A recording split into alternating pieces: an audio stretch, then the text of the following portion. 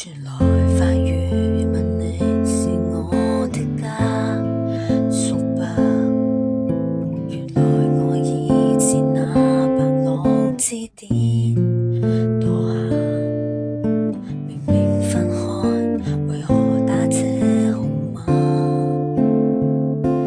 你可會很不解，我怎不刪了他？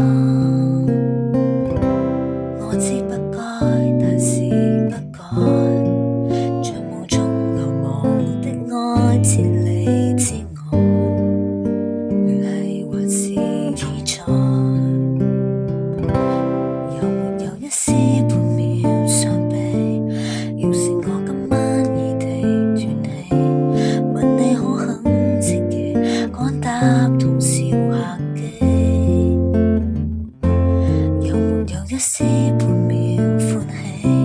在無人以後來煩住你，若覺得將這責任加諸很離奇，是我自私感謝最後騷擾的人兒，只想是你。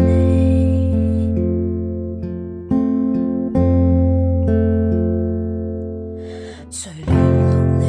若我再無並處遇難，然教你苦痛亦算黑色浪漫，甜蜜那陣時關掛日子，總講到大淚眼，需要情感無常，這假設太簡單。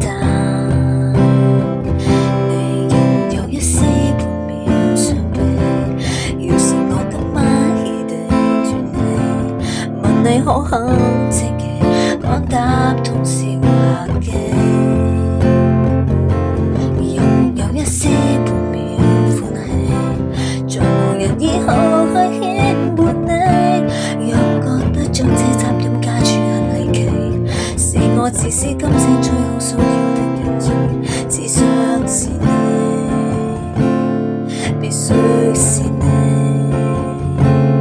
很想被念記，即使淡淡微微，就算在生極被嫌棄，都想這遺言說好想你，可惜最美你卻運氣一起。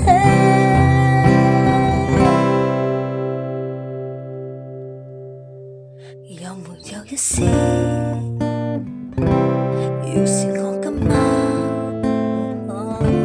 話到嘴邊打住，早變陌路人，尚有幻想是大忌。